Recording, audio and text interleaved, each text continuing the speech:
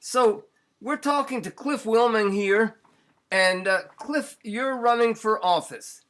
What are you running for? So I'm running for Boulder County Commissioner. We are in the 3rd district of Boulder County, but it's an at-large election here in Boulder County, Colorado. And tell us a little bit about your background. Sure. So, I'm a registered nurse. I have 2 kids out here. We've lived in Colorado for about 9 years. I've been a political activist in some capacity all my life, at least all my adult life. Out here, we are working very hard to. We're one of the frontline communities fighting the fracking industry. I'm also I've been a union activist or a labor activist for probably about 20 years. I'm a steward in UFCW Local 7. I work at Kaiser Permanente. I'm also an officer, a rank and file officer of the executive board of UFCW Local 7 here in Colorado. And you were remain very active in the campaign against fracking. And yeah, can you talk a little bit about that and how you see going the legal route as opposed to another route? Yeah, it's a pretty well. It might be counterintuitive to some people that believe the 5th grade textbook definition of American democracy, but the fact is here. In Colorado and anywhere you're confronted by an industry like the oil and gas industry, they wrote the laws. They wrote the laws that are ostensibly there to regulate them. And so, when you really get into the details of preserving the environment, the people, and fighting climate change as a result of the fossil fuel industry, you ultimately confront the system that mandates the destruction of the environment itself.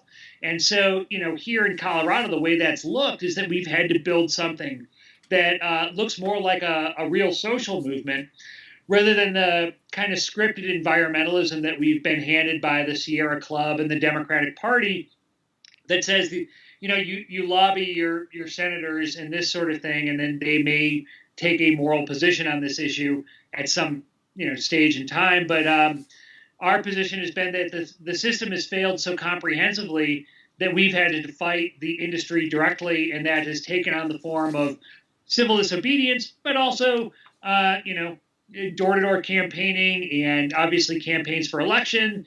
But it really is a fight against the system itself. So what made you decide to run for county commissioner? Well, it was really... It was a conclusion that we reached. When I say we, I mean the regular community members out here in Colorado.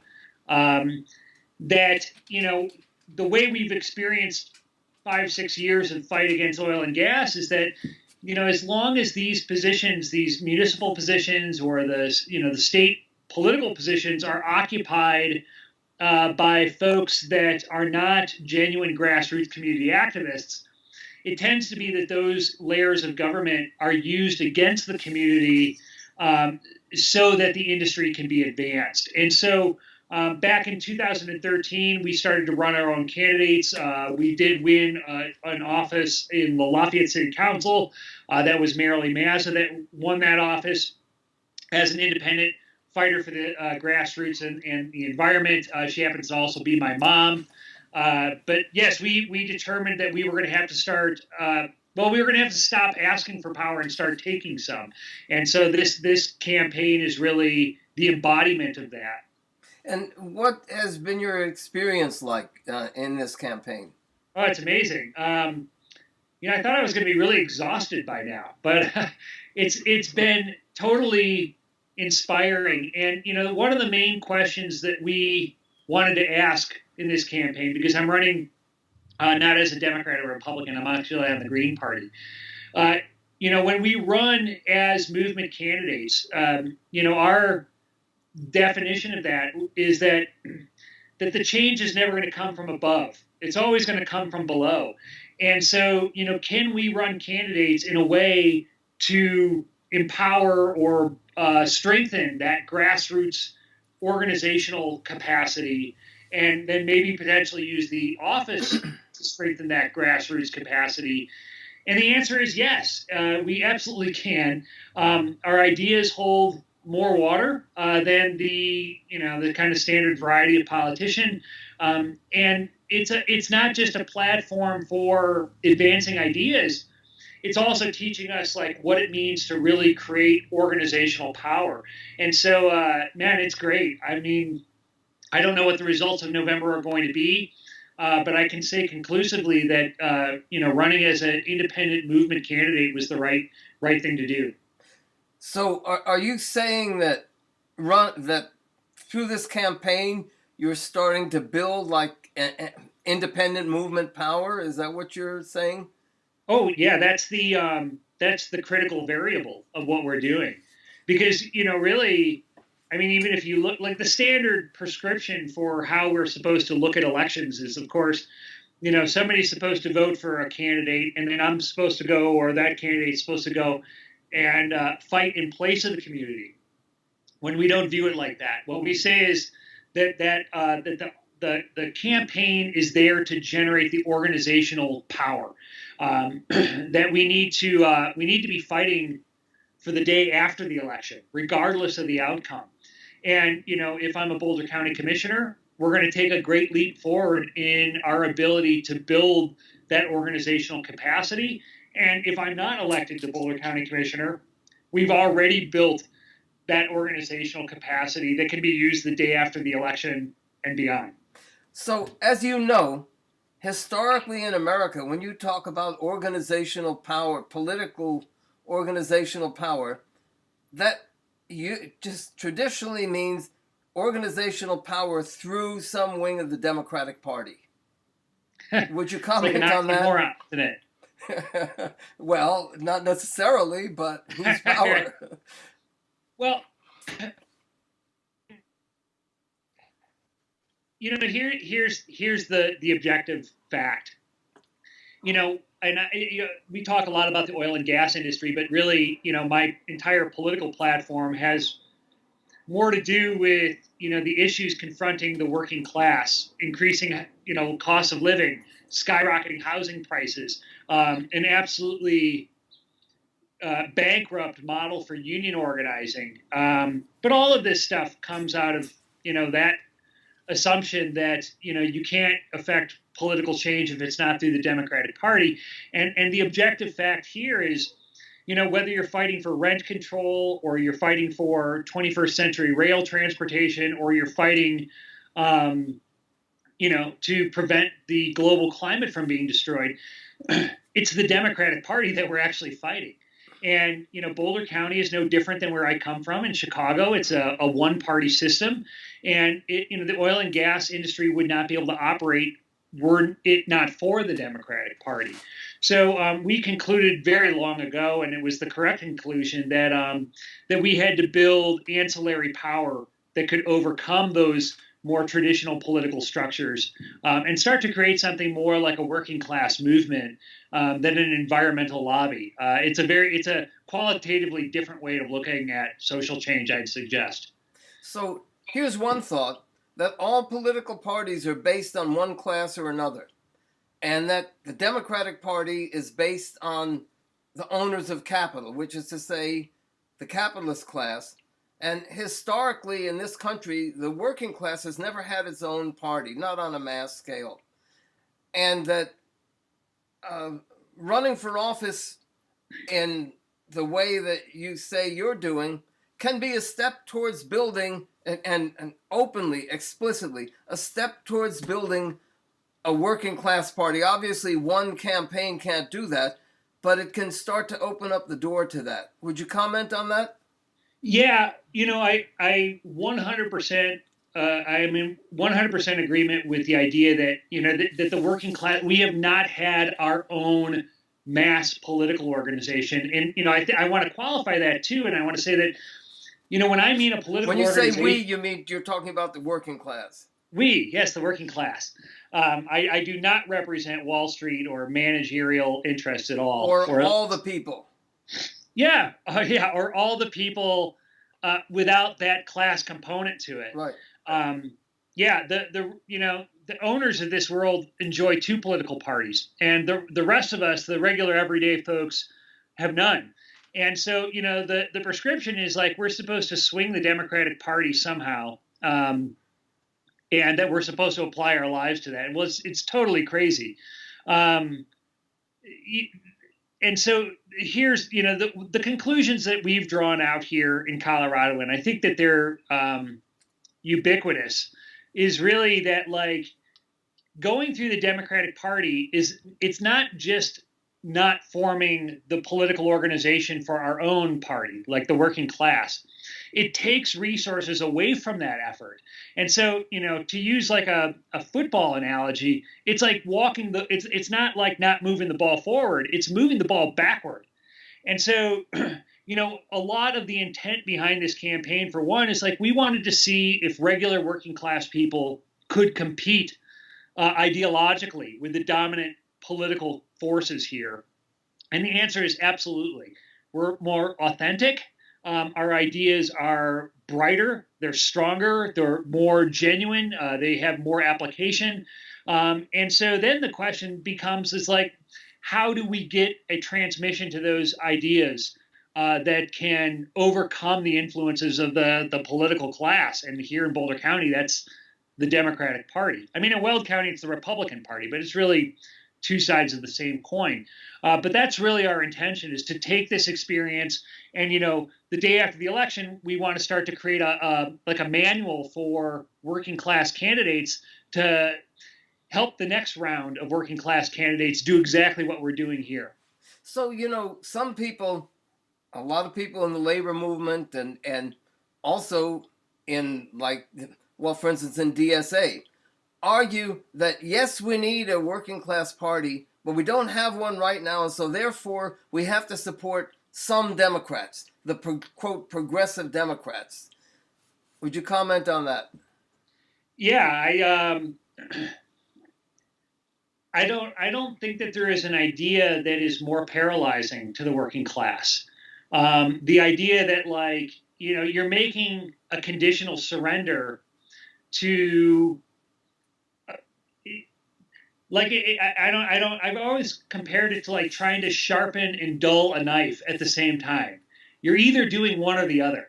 And to the extent that you are supporting selective Democrats, you are not progressing any working class organizational independence or power. And so, what I think the net effect of that is it confuses the hell out of everybody. And it delays the critical element of the necessity of building a party of our own right now. I mean, what I just don't get where this organizational mass party for the working class is going to happen. If we're not actively building it, I don't think that Amazon is going to deliver it to us so that we can just unwrap it at the door. That's an act of political will that we have to be willing to take on. And so, my position is that we can offer absolutely no more assistance to the Democratic Party at all, that we have to make a very clean break from the Democratic Party, and that the moment that we are courageous enough to do so, for one, we are going to become politically liberated. You're going to feel it. And then also, you're going to have to become a lot more responsible to actually see to the organizational demands of what it means to start to do real political work. And, I would have it no other way, not just because it's a personal, it's not just personally satisfying, but it's like the act of defiance and the act of creating something new and real.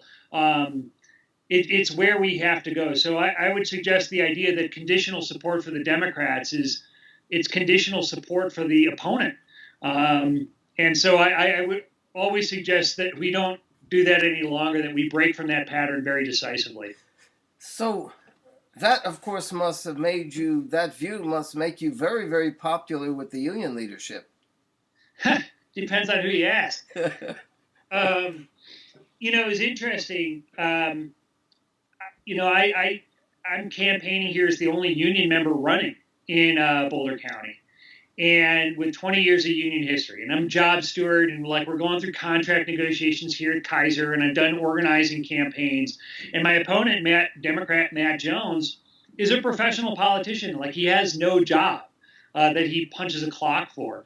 But because the union movement has essentially been commandeered by the Democratic Party, and I think that 50 years of surrender or retreat is the immediate and most obvious result of that capitulation.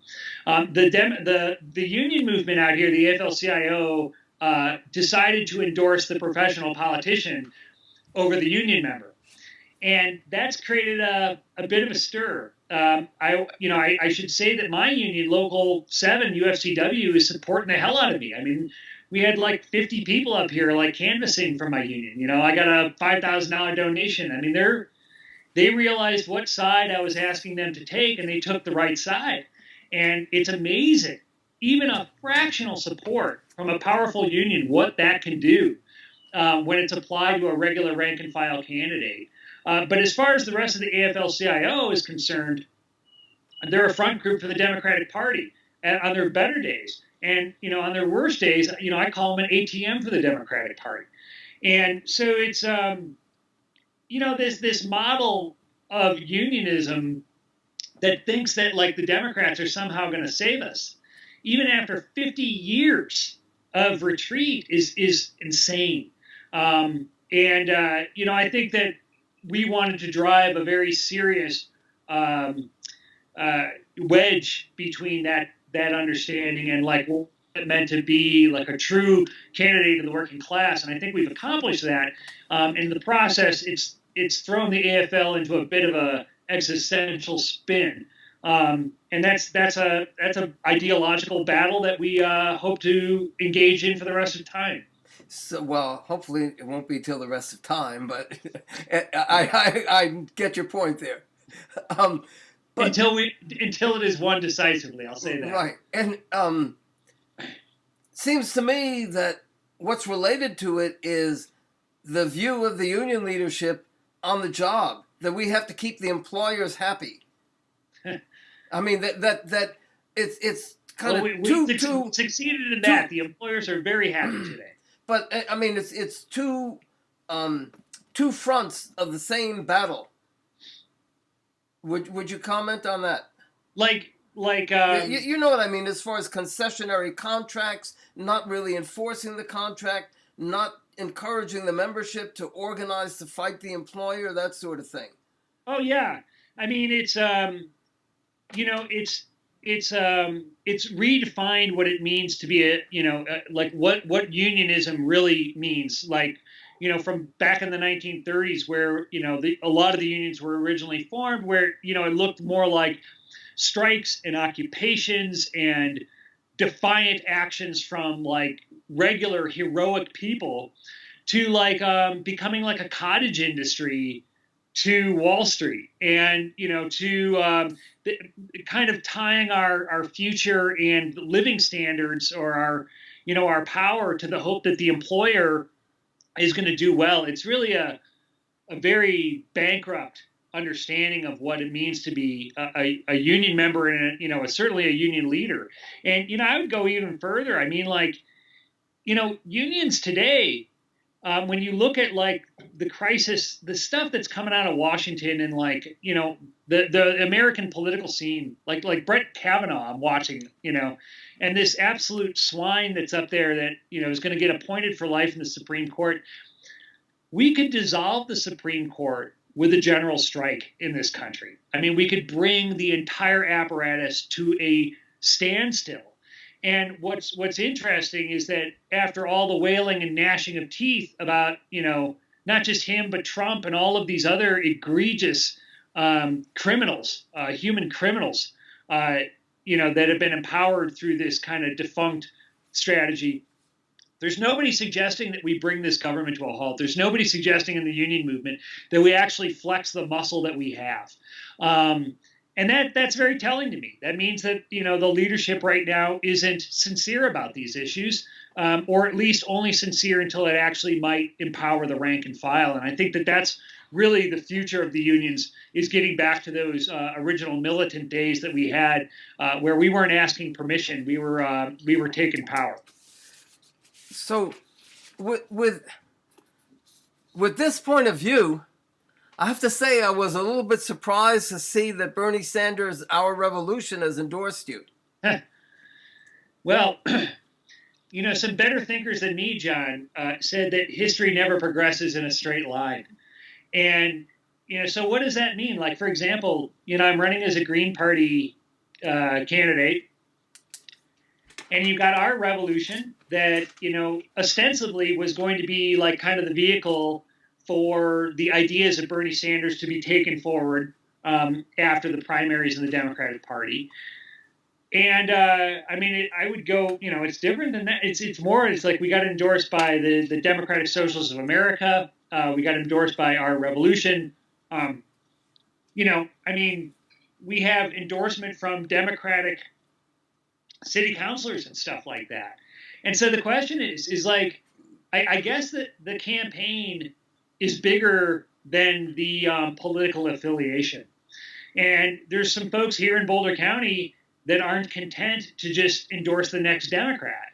In fact, they've endorsed the person that's campaigning against the Democrat. Mm-hmm. And so I don't know how the rupture with that party is going to fabricate itself or look.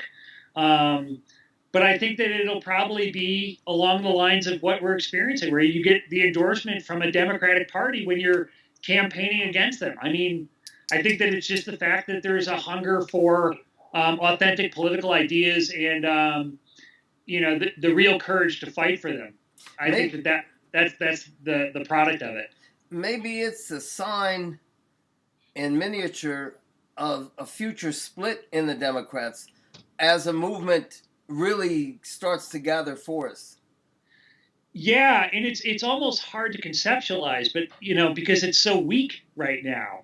But I envision that. I think that a lot of people are just, it's like you're on this big sinking ship, like the Titanic, and it's going down.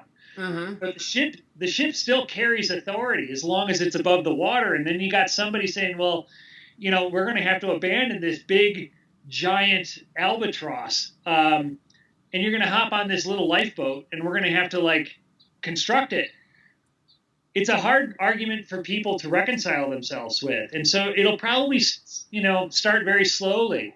But I think that history also shows that when the people make decisive conclusions, that there can be explosions and change can come very rapidly. So maybe that is just one of the first kind of developments of how that would take place. But I think that in the future, you're going to see more than just a few people. I think that it's going to be great titanic shifts in where people kind of align. Mm-hmm. Right. So let's talk a little bit about some more general issues. Okay. Well, yeah. So I want to read to you a couple of things and get your comments on it. Okay. This is from a speech of Trump. He said, "A vote for the Democrats in November is a vote to let MS-13 run wild in our communities. Democrats want anarchy. They really do, and they don't know who they're playing with, folks." And if there's one thing that we've learned about Trump, it's that we have to take his words seriously. Then this is from a column in the New York Times, and it's the second or third of such columns. And this one, it's actually predicting, and this is the New York Times. It's not some weird conspiracy theorist group or anything like that. It's actually predicting what they call martial law in the United States. And they say, soon there may be indictments for Robert Mueller, the special counsel, of high officials or members of the Trump family. What then? Ornstein's nightmare, he's talking about another writer, Ornstein's nightmare scenario. Trump fires Mueller, pardons himself and everyone else, sends his followers into the street, and after that, the inevitable bloodshed declares martial law. This is a column in the New York Times saying that. And I mean, as you know, I'm no youngster. I have to say, I never thought I would see something like that in the New York Times. But anyway, would you comment on those on those two quotes? Yeah. So I don't know. I mean, hold on. I've got a visitor here. This is my daughter, Sasha. Hey, Sasha. She's like, Dad is doing another interview. I ask you about something. Okay, give me just a few minutes. I'll be done pretty soon. All right, thank you. So I don't know. I mean, maybe I love you too. Part of me recognizes that that that capitalism itself is worried to some extent that Trump is a crisis. And I think that even the Wall Street Journal was expressing like deep reservations about Trump during the primaries in the Republican Party. Right. And so, I think I mean, it's no different. Like here in Colorado, the oil and gas industry feels safer with a Democratic governor than they do a Republican. Like this Walker Stapleton guy, he's like got family ties to the KKK, and that's the Republican. That's the Republican. And, not that capitalism, is averse to terrorist levels of racism. It certainly isn't. It's the origin of them. But also, too, I think that, to some extent, it has to worry about the stability of this system and the system that is sliding into greater amounts of, like, at least a submerged contradiction. And, I don't know. I mean, I think that it may be foreseeable that those events pan out. But by the time you have Trump as a dictator or a de facto dictator, even if it's not spoken about like that, I mean, that's an awfully thready and risky development for capitalism that seems to be working pretty regularly, or at least predictably right now. So part of me wonders if this is the New York Times riling up a counter reaction to funnel people back into the Democratic Party, which, with Barack Obama was very lucrative for the 1%. But I think that you're right. I mean, and I think that this author is at least justified in a concern. I mean, we know what happens when the working class becomes so completely disenfranchised and powerless. I mean, we know that that like people are predicting, or a lot of like financial analysis right now are predicting another gigantic economic slump. And so the question is, like, when political forces or contradictions become so sharp, how do you contain those sorts of things? And I think Karl Marx said quite clearly that capitalism often works behind the backs of the capitalists. And so events unfold that aren't necessarily engineered or perfectly scripted. And I don't see, I mean, I don't think that Donald Trump has enough political foresight, or I don't believe he's humble enough to prevent such developments from happening. And in most cases, he's more than encouraging of them. And I also think that the Democratic Party cannot mount a significant resistance to that for all the reasons we've already talked about. So I don't know, John. I think maybe your guess is as good as mine. But it's certainly something we have to be cognizant about. Yeah, I mean, number one, we have to recognize that the mainstream of the capitalist class has lost control of their presidency. Yes, I think which is, I mean, since World War II and before, nothing like that has ever happened before. No, and I'm sure. Well, you can read it in the editorials that they're extremely uncomfortable with that fact. Mm-hmm. They're not used to being out of control.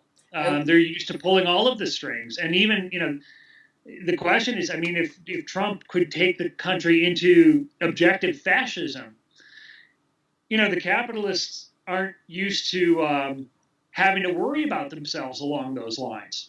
So yeah. So the whole U.S. Constitution and the way the capitalists have governed up until now is what they call checks and balances.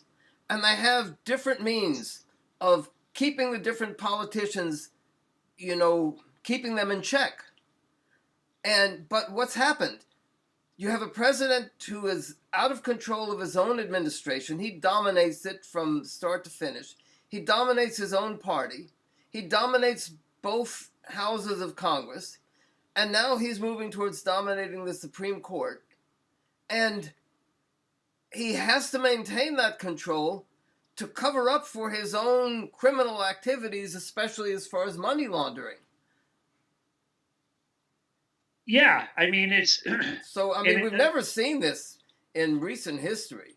No, we've never seen it in recent history, and I think that I would suggest that Wall Street feels quite a bit more comfortable with the Democratic Party at this stage. I think that's right. That's obvious to me. I guess the question is that how long will they allow this problem to go on, and how do the real owners of the country view the solution to it? Or can they stop it?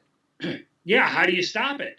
But I mean, we're perfectly willing to take over and go to war against entire countries. I do not believe at the end of the day that U.S. capitalism is going to let its interests be risked by an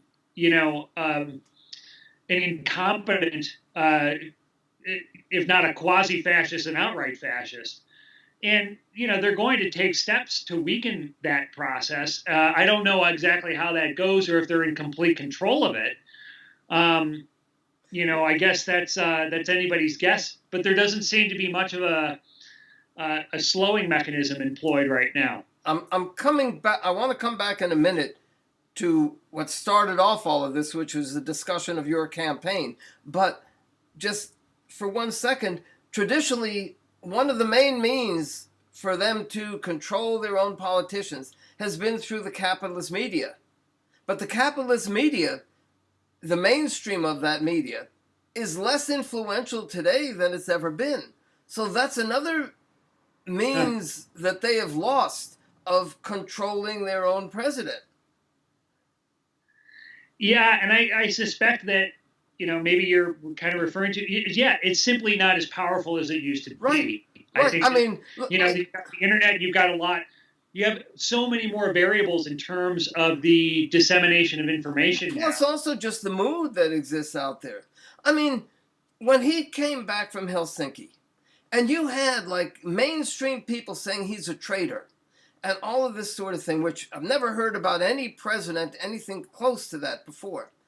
Well, when you had that kind of denunciation, 30 years ago, the support for that politician, whether it was the president or a city council member, the support for him would have collapsed down to 10% or something. And what effect did it have? A small decrease in support, but not very much. Yeah. So that gets back to now. I want to come back to like your campaign and what you're saying about the role of the working class, because another possibility is in these upcoming elections that Trump and the Republicans could commit massive fraud in a way that we haven't seen since the days of Jim Crow in the South. And massive repression in order to maintain that fraud. And so then the question is, what force can stand up to that? And if the working class is to stand up for it and to fight for its democratic rights, how much can it do that while it's tied to the Democratic Party? And how much can it do that through the kind of movement that you're trying to build with your campaign? Yeah, well, I mean, for one, I think we have to recognize that type of systematic or systemic disenfranchisement is accelerating. I mean, you've already had that. I mean, we already don't live in a democracy. Corporations, have superior legal standing. Then not only, but that's just the the DNA of the system itself, how it works. But also then you've got, well, it's capitalist democracy. Yeah, it's a capitalist democracy. So like, it's been called like, these elections that are supposed to give the mantle of legitimacy to the system. And even those elections are starting to be confronted, and voter disenfranchisement or pulling people off of the voter rolls, that sort of thing is already going on. So yes, the question is, the problem with that is that the solution to that level of systemic, I don't want to call it corruption because I think it's more of a function of the system than an aberration of it. It has to be overcome in ways that we currently aren't busy overcoming it with. So like, the question is like, you would have, like, for example, like in the 1970s, you had the big general strike of all the women around women's rights in Iceland that took place. And it substantially shifted consciousness in that country. It absolutely empowered the women to take a more concrete role in society, and showed, like, demonstrated the power that was already there. And, I mean, when you got this runt like Kavanaugh up there, and everybody, or a lot of people agree that this guy is just a privileged punk of the ruling class. And, we're supposed to rave and, wail about, like, hopefully these senators will vote the right way. But, like, tomorrow morning, if the entire working class did not show up to work, we could make a demand to remove that guy in a heartbeat, in a New York second. But what's more threatening to the political class in the Democratic Party isn't Kavanaugh or Donald Trump or fascism or the male supremacy that we live under. It's the real concern is that the working class get a sense of the power that we currently own and simply don't exercise. And, in that sense, like, fascism will continue because the Democratic Party can't propose any solution or way to combat it that is legitimate. And so, again, going back to my campaign and all of the grassroots work that's being done around the country, it's got to start to find some organizational structure that we can collectively build for those moments where, we're no longer content to ask the next, rich white senator to do the right thing by us. If we want to change directions, we're going to have to do something differently. And that's going to look a lot more like the labor movement of the 1930s or the civil rights movement of the 1960s, and a lot less of what, we're currently being handed as the kind of prescribed quasi-activism of reforming the Democratic Party. I think it's crazy. Any final words for socialists and workers out there? For one, I mean, absolutely thankful for like the enormous amount of support that we're getting here. It's pretty staggering. I think that it also helps to really get out to the people and, like, to speak to them and, like, see that, like, people are not buying into this political system. I mean, maybe you would not see that if you turned on CNN or whatever, but there's a hunger there. There seems to be a subjective shift taking place at some level. And, so for one, I'm really just thankful. But I'm also like, if you are a working class person, you're a socialist, and you want to run for office or you want to build the capacity to do so, like, please reach out to us, man. I mean, like, we've made all the mistakes for you. And hopefully we'll be able to give you some, some guidance. There's practical stuff about, like, how to deal with social media and how to do your financial reporting and all that kind of really dopey stuff, but also to, like, ideologically what kind of positions we need to take to really start to combine to build into something that is far more legitimate and reflective of the power that we all actually hold right now. So I guess I'll just leave it at that, John, and thank you for reaching out to me. How do people reach out to you, Cliff? Oh, okay. So we have a Facebook page. It's called Grassroots Power, Willmeng for Boulder County Commissioner. We also have a website that's the address is willmengforgrassrootspower.com. That's Willmeng, right? Willmeng. That is correct. And Willmengforgrassrootspower.com. yep. And there's plenty of video up there. You can check out our campaign video. Obviously, we'd love, donations are like actually going a long way. We're kind of building a great like media little infrastructure here. But also too, like we need to get into our unions and fight to overcome, what is a very calcified bureaucracy, and start to break apart into a much bigger element that looks a lot more like a movement. All right. Thanks very much, Cliff. Thank you, John.